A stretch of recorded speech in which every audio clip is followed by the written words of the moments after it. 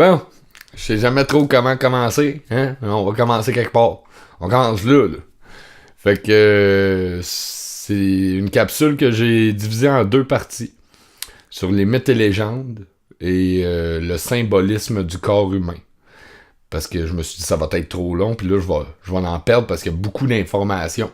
Fait que je l'ai séparé en deux.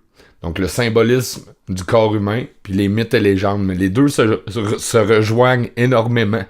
Hein? Là, des fois, je suis tanné de me battre sur les réseaux sociaux, fait que j'ai décidé que j'arrêtais de m'ostiner.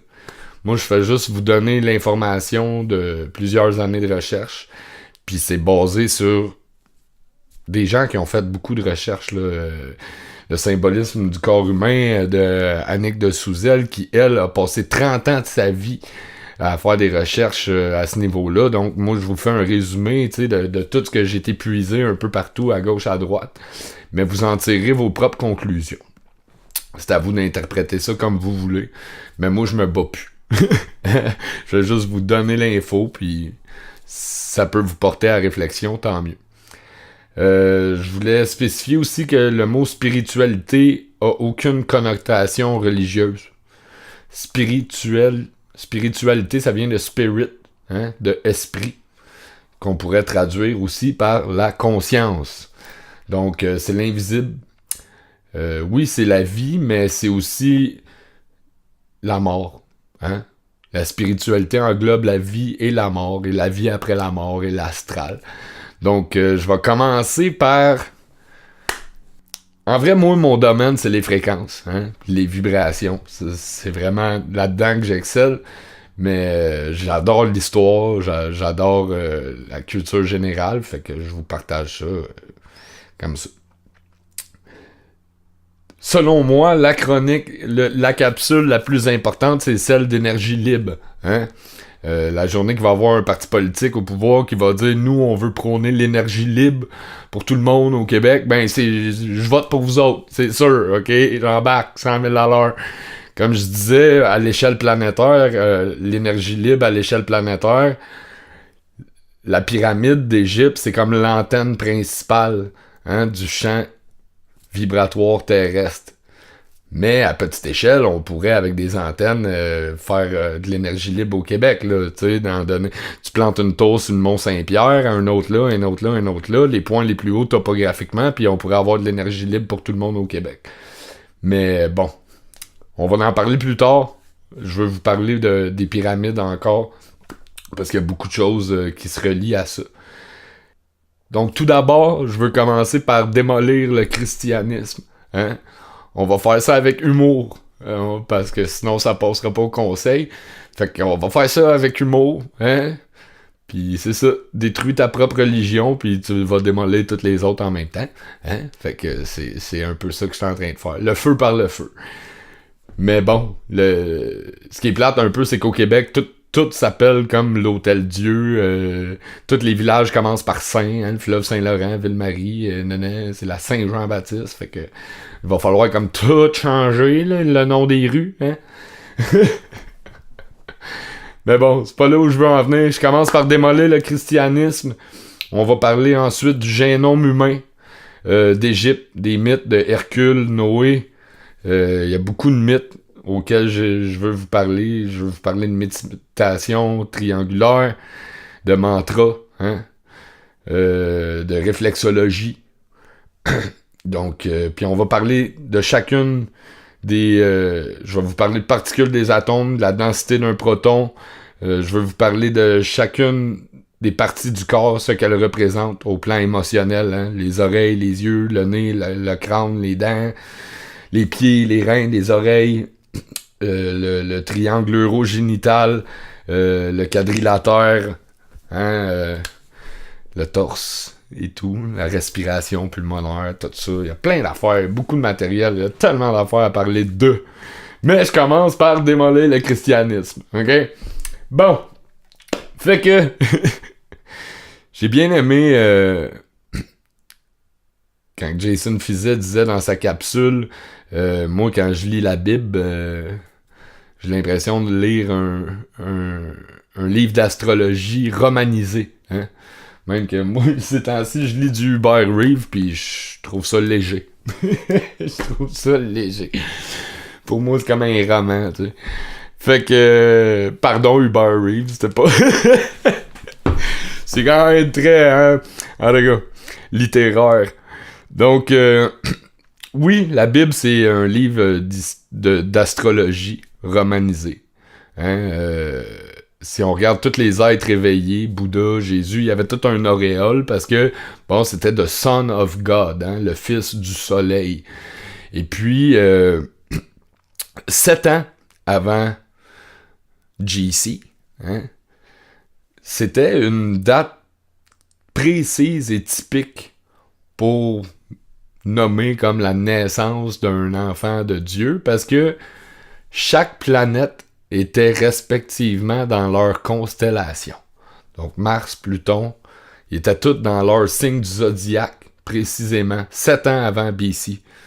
Donc c'était comme, dans ces eaux-là, une bonne date pour... Chose certaine, on parle des 12 apôtres qui sont en fait les 12 signes du zodiaque, hein, qui sont divisés en 4 groupes de 3, comme les 12 signes du zodiaque, hein, les signes d'air, d'eau, de feu. Donc, Jackie Boy. Donc, les 3 rois mages, c'était sans doute 3 étoiles, hein, sans doute la ceinture d'Orion. On parle aussi de l'étoile de Bethléem, blablabla. Bla, bla, bla.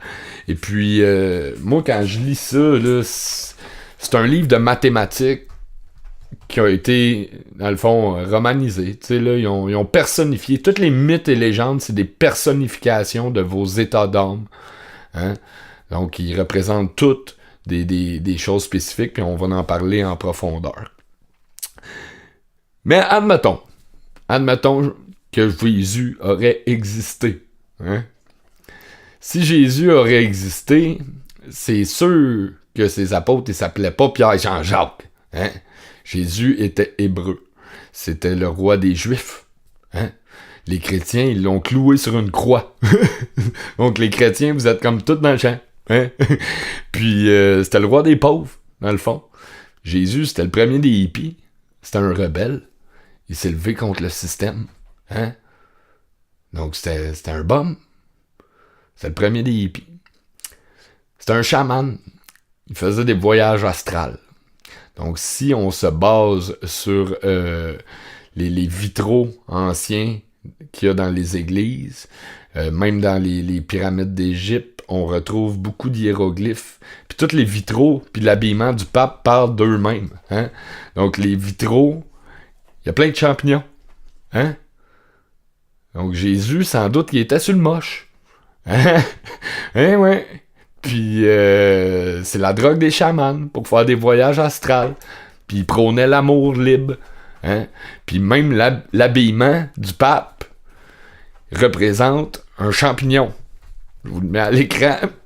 Donc le pape il est déguisé en champignon. Comme Mario Bros. Comme dans Mario Bros. Puis les vitraux des églises parlent d'eux-mêmes. Puis on va parler encore plus de l'habillement du pape. Donc, sans doute que Jesus, c'était un... Dans le fond, Jésus, c'était un pusher.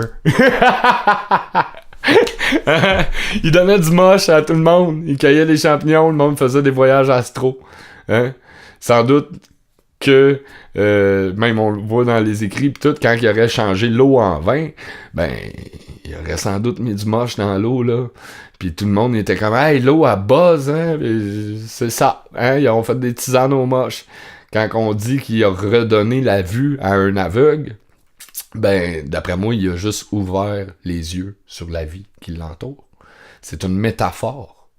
C'est une personnification. Donc, c'est un peu ça. Jesus, c'est un bad boy, là. Puis il y a des champignons partout, dans tous les vitraux des églises. Puis l'habillement du pape parle de lui-même. Hein?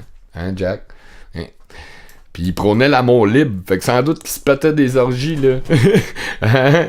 Comme les Grecs. Comme les rois Louis XIV. Puis tout. Dans toutes les... C'était peace and love. Puis il se pétait des orgies. Donc Jesus, s'il a existé, c'était un hippie. Hein? C'était un bum. On va parler en profondeur de l'habillement du pape. Donc, le chapeau du pape représente une tête de poisson. Hein? On voit aussi souvent des fois le symbole de Jésus dans un sein de poisson. Ben, c'est la Vici Pisca, qui aussi, étrangement, ressemble à l'œil d'Horus. Hein? Donc, tous les personnages qu'on retrouve dans la Bible, on les retrouve aussi dans les Vinishu hindous, dans l'Égypte, dans la mythologie grecque, dans la mythologie nordique, hein, des Scandinaves. Donc, c'est toute la même histoire racontée différemment, dans des langues différentes, par des personnes différentes. T'sais. Donc, ça remonte tout pas mal à l'Égypte, en vrai. Dans toutes les histoires, dans toutes les civilisations, c'est tous des dieux descendus du ciel dans des vaisseaux. Hein? Il y a plein d'images qui parlent de ça. Dans les Vinishu hindous, dans toutes les religions, c'est tous des dieux descendus du ciel dans des vaisseaux. Donc, on va en parler un peu en profondeur. En vrai, il vous est jamais venu à l'esprit. Tu sais, on sait que la vie naît dans l'eau stagnante. Hein? On dit qu'on serait des arbres de vie inversés. Hein? Parce que nos racines pointeraient vers le ciel. Et non pas vers la terre. Parce qu'on serait poussière d'étoiles. Hein? On a toutes les composantes de l'univers dans nos atomes. Donc, on serait des arbres de vie inversés. Hein? Nos racines pointeraient vers le ciel.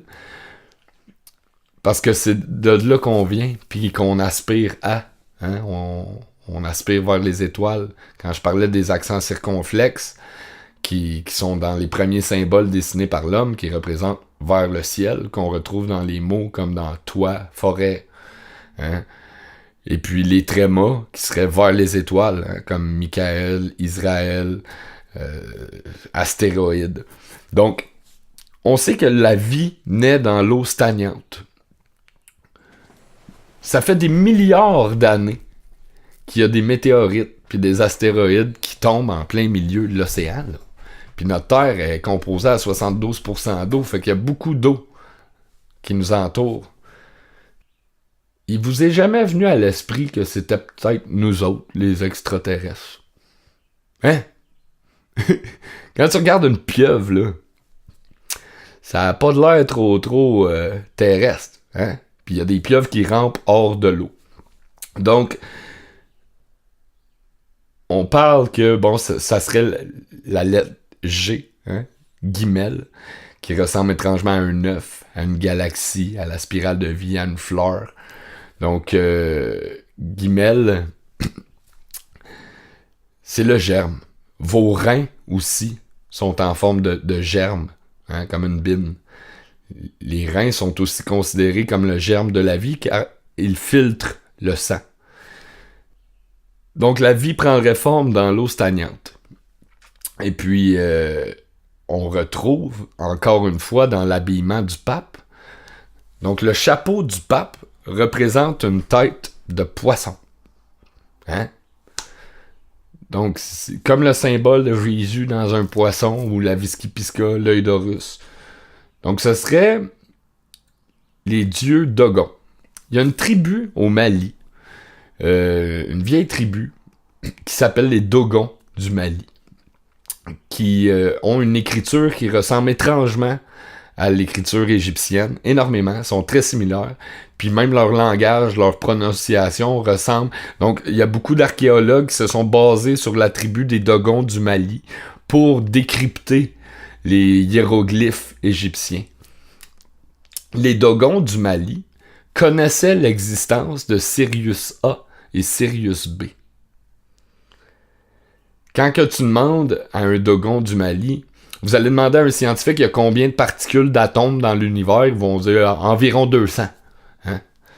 Si vous demandez à un Dogon du Mali, il va vous dire il y a 266 particules d'atomes dans l'univers. Précisément. Ces gens-là communiquent avec une roche au bout d'une corde. Au même titre que les Amérindiens faisaient des signaux de feu, eux, ils communiquent avec une roche au bout d'une corde. Comme la galaxie qui tourne. Comme les vibrations qui nous entourent. Comme chaque particule de tes atomes, chaque molécule, c'est tout un noyau au centre avec quelque chose qui tourne autour. Donc ces gens-là communiquent comme ça, avec une roche au bout d'une corde, par vibration. Les Dogons du Mali racontent, et aussi dans les livres que j'ai pu lire, que les dieux Dogons, comme Poséidon, qui était mi-homme, mi-poisson. Parce qu'on est rendu à l'ère où ce que les mythes et légendes racontent plus la vérité que les livres d'histoire qui ont été falsifiés. Donc les dieux Dogons auraient enseigné aux humains, il y a plusieurs milliers d'années, l'agriculture, l'architecture et la médecine. Des dieux comme Poséidon. Vous savez, il y a plein de similarités, dans plein de religions, mais on peut pas savoir vraiment ce qui s'est passé parce que personne qui était là dans ce temps-là qui est encore en vie aujourd'hui pour nous le raconter. Puis comme je l'ai dit dans d'autres capsules, l'important c'est pas de savoir ce qui s'est passé il y a 5000 ans, mais plutôt ce qu'on peut faire dans le moment présent pour léguer une terre, une planète verte à nos enfants. C'est ça qui est important. Parler d'énergie libre, parler des vraies affaires. Arrêtez de vous ostiner sur des vieilles histoires religieuses. Donc, les dieux Dogons auraient enseigné, les dieux poissons, mi-homme, mi-poisson. Comme je disais, la vie naît dans l'eau stagnante. Puis le chapeau du pape parle de lui-même. Donc, les dieux poissons auraient enseigné aux hommes l'architecture, l'agriculture et la médecine. On voit dans les mythes égyptiens beaucoup de figures... Là, on va tomber dans quelque chose d'un peu plus space. Quand je vous dis, ça serait peut-être plus nous, les extraterrestres, puis j'en parle un peu dans Cosmos 101. Donc, on retrouve dans l'égyptologie beaucoup de figures avec des têtes d'animaux.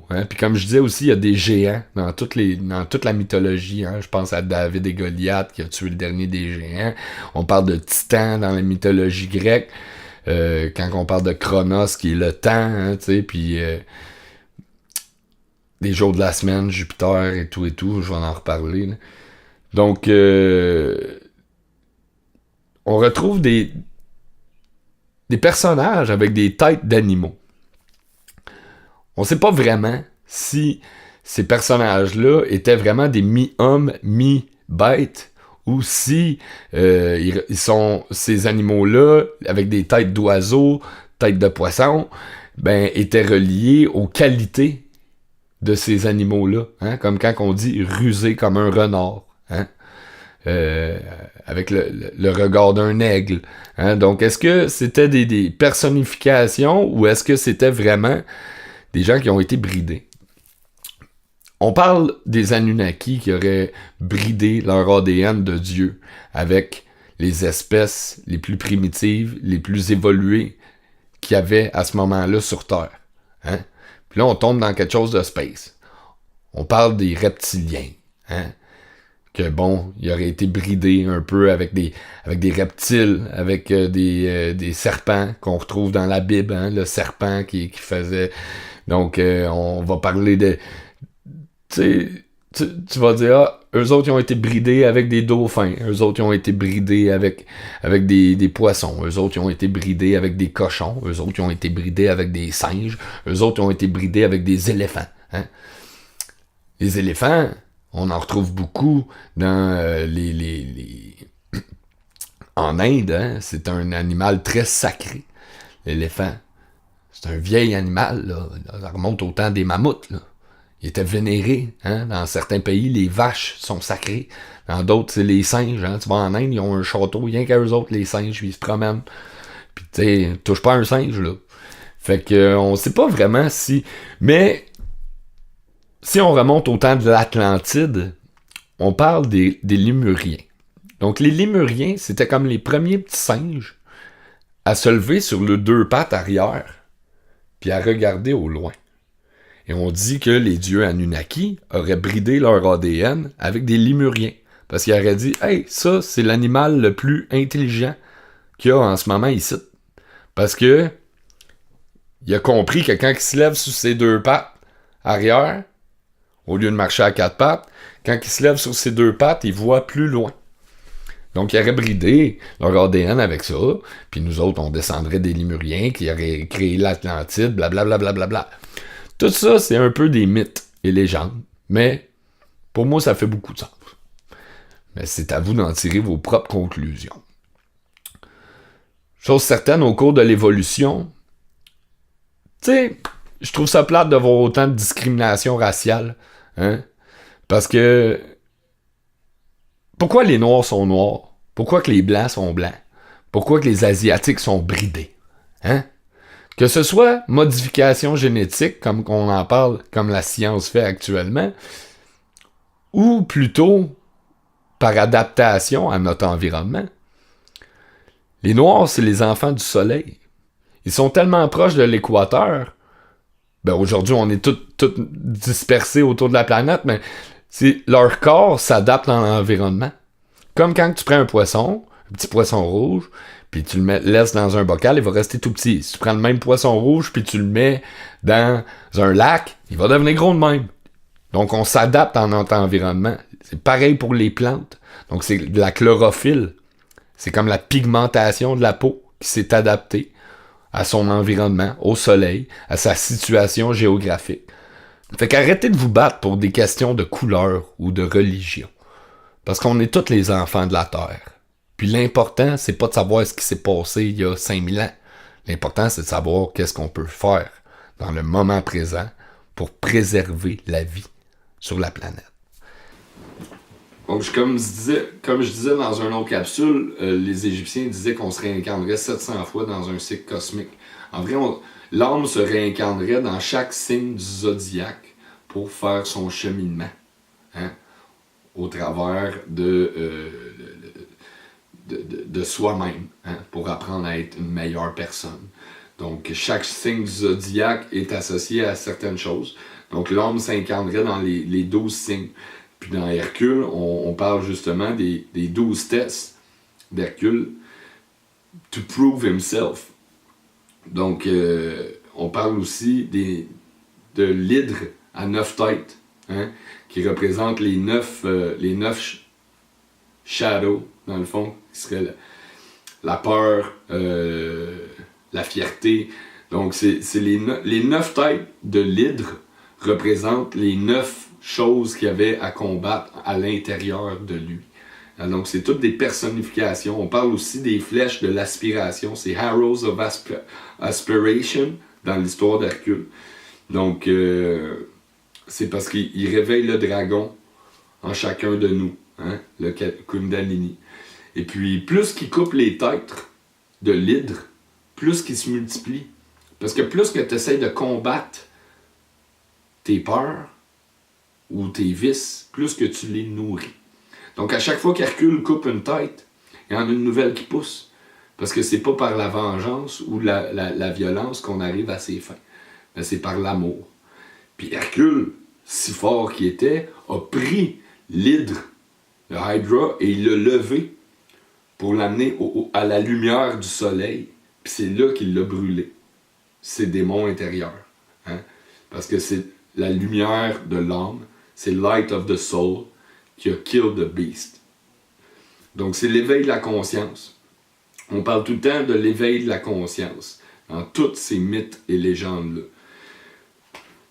Donc dans l'arche de Noé, c'est la même chose. L'arche représente l'intérieur de son âme à Noé. Le chaos extérieur dans le monde... Le déluge, il représente le chaos extérieur dans le monde dans lequel on vit. Hein? Puis tous les animaux qui rentrent dans l'arche, c'est un peu ces instincts primitifs, animal. Hein? Et puis ils passent 40 jours enfermés. Le chiffre 40 revient souvent. Quand je vous disais, c'est tout des mathématiques, c'est tout des livres de mathématiques. On va en parler aussi du nombre 40. Donc, il passe 40 jours à l'intérieur de lui avant de ressortir et de comprendre que, bon, tu sais, qu'il a vaincu toutes ces choses-là. Donc, le déluge représente le chaos extérieur. L'arche représente son fort intérieur. Hein? Puis les animaux, ils représentent ses instincts primitifs. Donc c'est tout le temps relié au champ vibratoire. Hein? Puis on le retrouve aussi dans cette histoire-là la colombe et le corbeau, hein? Qui sont comme la peur et l'amour. Hein? Donc c'est vraiment les deux courants positifs, négatifs de votre Kundalini, du caducée d'Hermès, hein, qui croise chacun de vos chakras jusqu'à l'éveil de la couronne, qui est la conscience. Quand on parle de Moïse, Moïse représente la conscience. Moïse qui libère le peuple hébreu de l'Égypte. Donc le pharaon représente la tyrannie, l'esclavagisme. Hein. Puis, donc Moïse et Pharaon sont à l'intérieur de vous. Moïse représente la conscience. Puis le pharaon, c'est comme Satan. Il est associé à Satan, maître du monde, qui dévore les âmes inconscientes. Donc, pour se libérer de l'esclavagisme, il faut tout d'abord en prendre conscience. Hein? Donc, c'est encore une fois des représentations de vos conflits intérieurs, de vos états d'âme. Merde! La caméra a lâché. Le son, la carte de son. Bref, en tout cas. L'autre jour, parenthèse, je disais à ma mère, je suis tanné de m'ostiner avec le monde sur les réseaux sociaux. Elle dit, ben là, c'est toi, hein, c'est toi qui es allé parler des sujets qui intéressent le monde, là. Ouais, t'as bien raison, c'est de ma faute. En tout cas, tout ça pour dire, toutes les mythes et légendes parlent de possession, de jouissance et de puissance. C'est tout relié à vouloir vaincre la possession, la jouissance, la puissance. T'sais, on veut contrôler, avoir le pouvoir. Donc c'est tout basé. C'est toutes des idéologies là-dessus. Donc Noé, l'arche de Noé, c'est notre être intérieur. T'sais. Puis en fait, c'est ça. C'est tout basé sur les deux forces. Féminin, masculin, positif, négatif, qu'il y a à l'intérieur de nous. Hein, la peur et l'amour. C'est tout basé là-dessus. Petite parenthèse pour les Dogons qui connaissaient déjà l'existence de Sirius A et Sirius B. Le mouvement de ces deux planètes ressemble étrangement à notre ADN. Hein? Donc, le mouvement de Sirius A et Sirius B, et les Égyptiens connaissaient aussi, quand tu regardes par les pyramides, tu peux voir que Sirius A et Sirius B se lèvent de chaque côté. Donc, il y a tellement à dire. Hein? On est toutes des antennes cellulaires, sauf que nous, on est fait de squelettes cosmiques au lieu d'être des squelettes en aluminium. Hein? Donc, vous émettez des fréquences. La Lune, chaque particule des atomes est un mini-système solaire. Puis la Lune, en fait, la face cachée de la Lune serait comme le bouclier de la Terre. Parce que la densité de la face cachée de la Lune est pas la même que celle qu'on voit toujours. Puis on peut voir qu'il y a plein de cratères là, d'astéroïdes sur la Lune. Donc, quand il y aurait eu la formation, on parle de la planète Nibiru, puis on parle aussi, je pense que c'est Titan. Bref, avant que la Terre soit la Terre, il y aurait eu une collision, et la Lune serait comme un morceau de la planète qui aurait été projeté dans l'espace. Puis quand que, mettons, tu fais un manège à la ronde, hein, puis que le manège il tourne de même, ben tu vas coller dans les bords. Tu colles dans les parois, ben c'est la force centrifuge, hein. Donc c'est comme si la Lune, au moment qu'elle était en fusion, qu'elle était en lave à cause de l'impact, ben tout le poids aurait été de l'autre côté. Toute la masse. Donc, la masse du sol lunaire de l'autre côté, la face cachée, est plus dense que celle qu'on voit. Donc, elle est tout le temps de l'autre côté. Puis ça serait un bouclier. C'est le bouclier de la Terre, la face cachée de la Lune. Hein? C'est elle qui absorbe toutes les météorites depuis des milliards d'années pour protéger la planète. Donc, pour l'Arche de Noé, on retrouve la même histoire chez les Babyloniens. Hein? C'est la même histoire. Même affaire. Ça parle toutes des deux forces intérieures.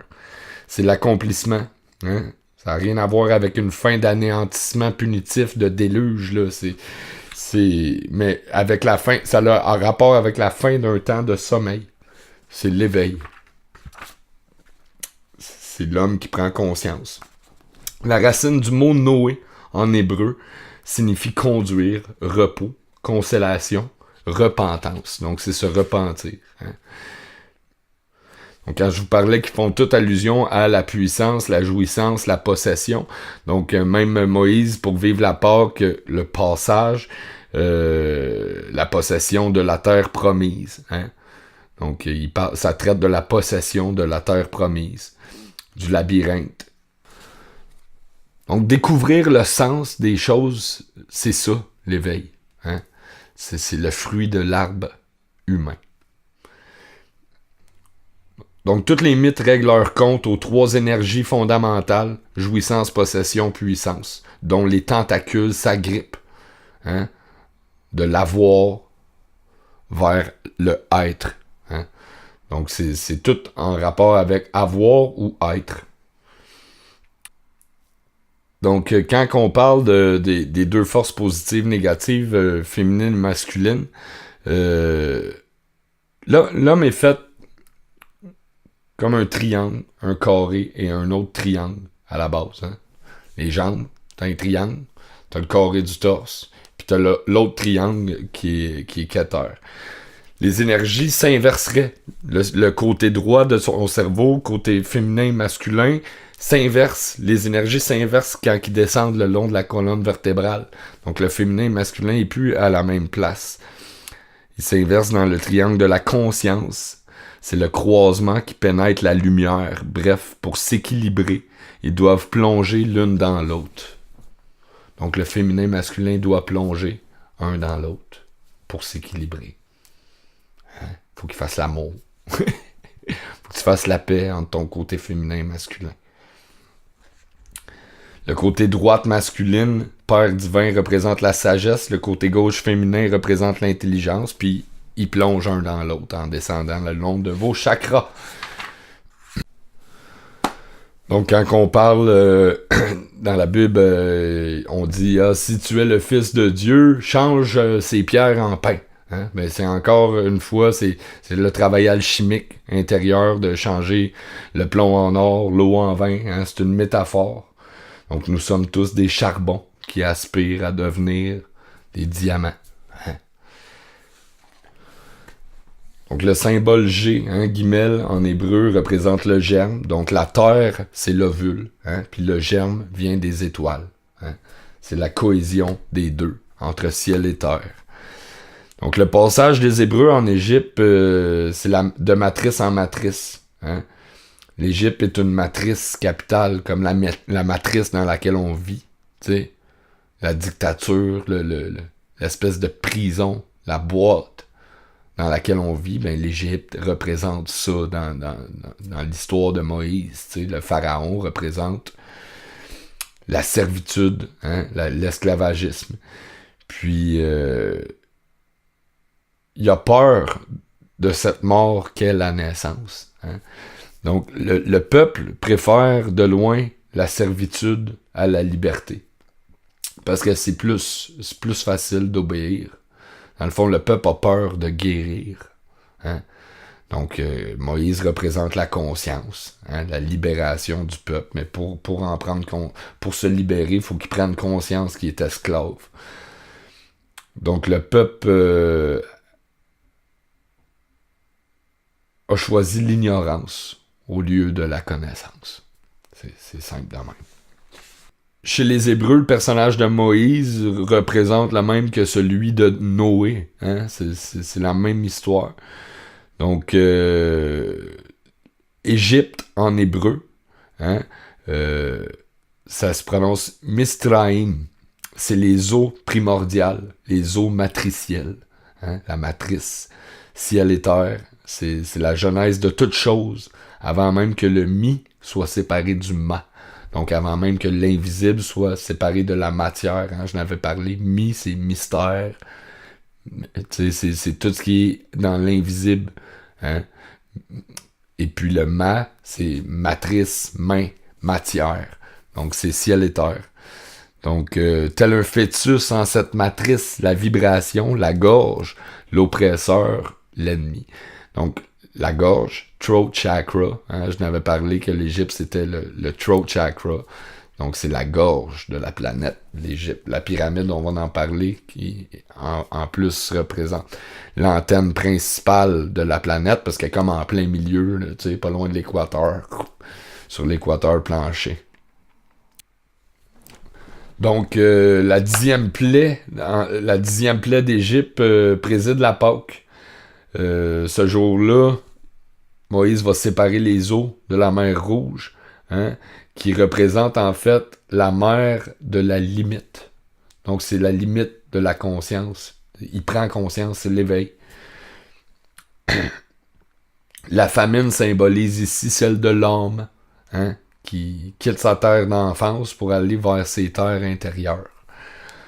C'est l'expérience de la liberté, hein, après avoir connu celle de l'esclavagisme. Donc, avant de connaître la liberté, il faut prendre conscience qu'on est esclave. Donc, les 12 vertèbres de l'arbre de vie, c'est les barreaux de l'échelle que nous avons à monter, hein, qu'il faut grimper.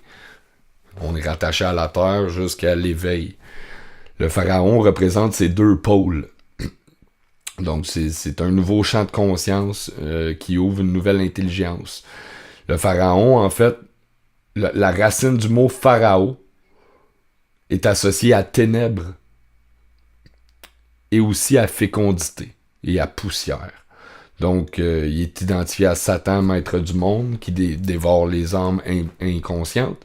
Mais c'est aussi de la poussière que la conscience de l'esclavage, le désir de libération, la mise en mouvement du potentiel de fécondité.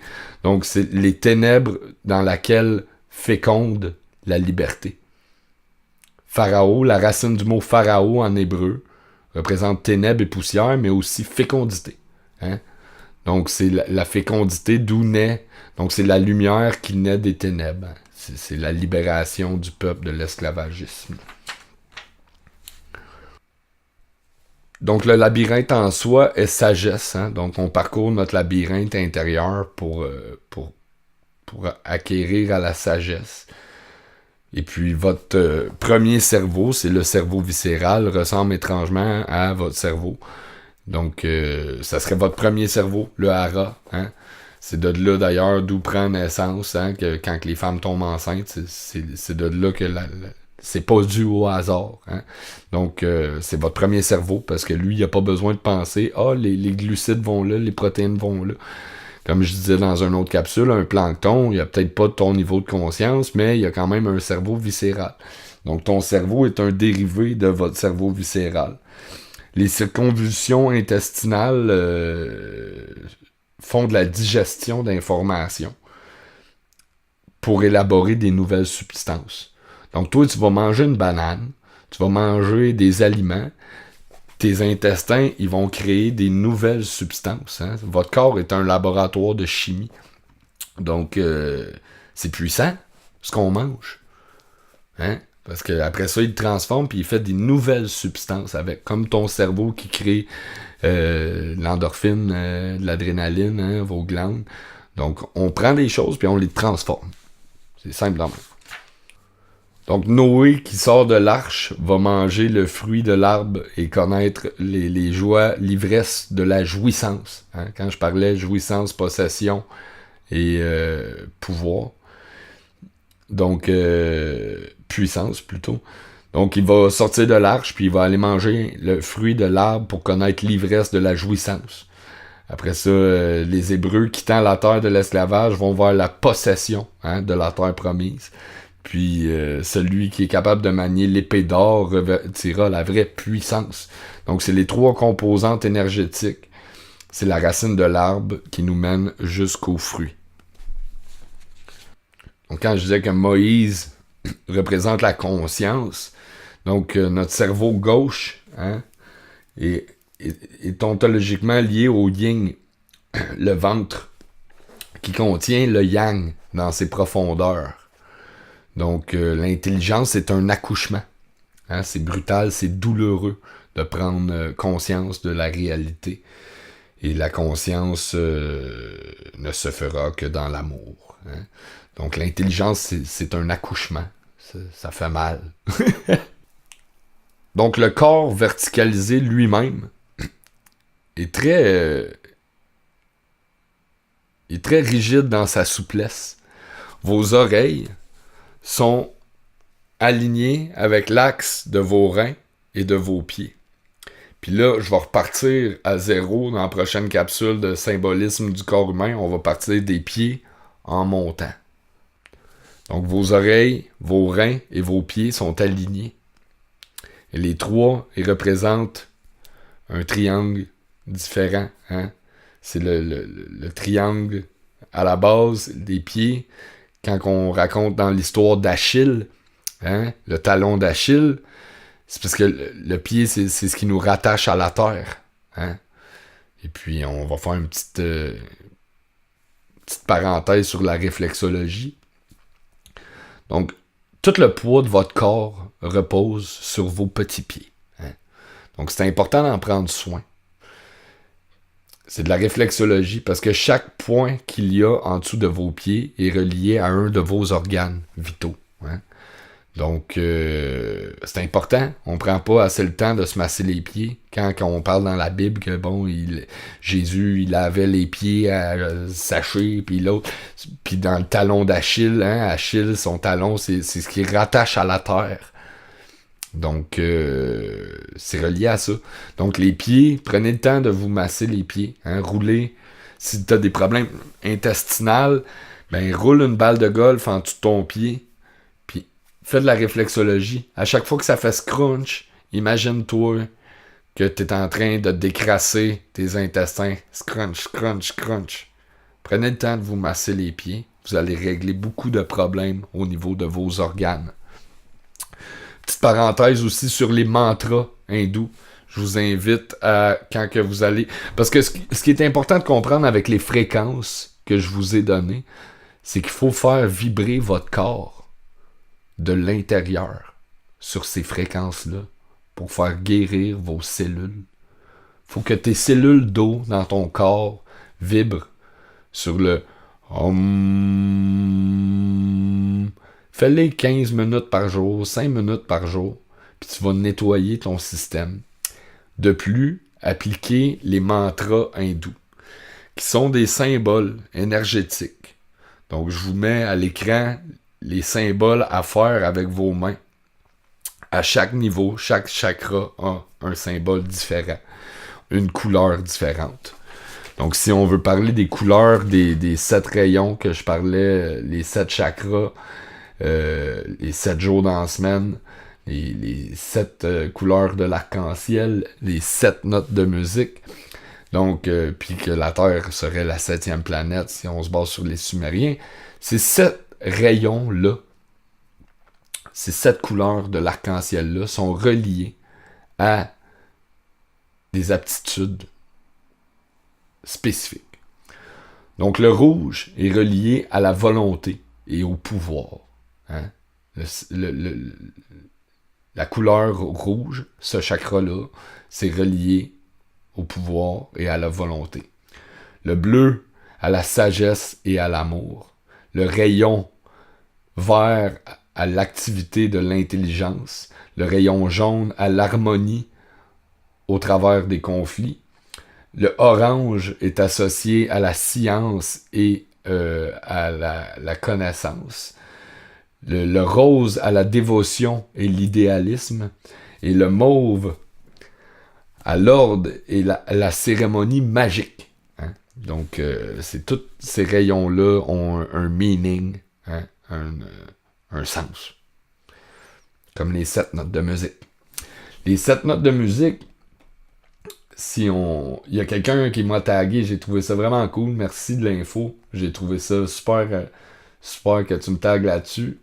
Donc, les 7 notes de musique, Do, Ré, Mi, Fa, Sol, La, Si, sont reliées à des mots latins. Hein? Do pour Dominus, Si pour Sidera, La pour Lactea, Sol, Sol, Fa, Fata, Mi, Microcosmus et Ré, Regina.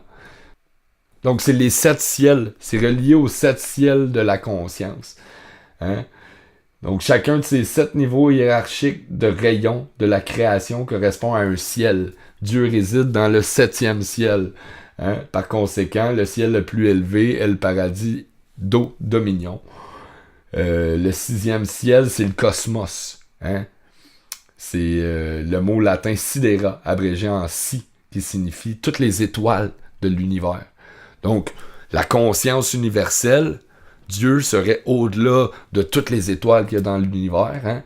Après ça, on aurait le 6e ciel qui est toutes les étoiles dans l'univers. Le 5e ciel qui serait notre voie lactée, notre ciel d'étoiles à nous, hein? Qui est Lactea, la 4e ciel qui serait notre système solaire, hein?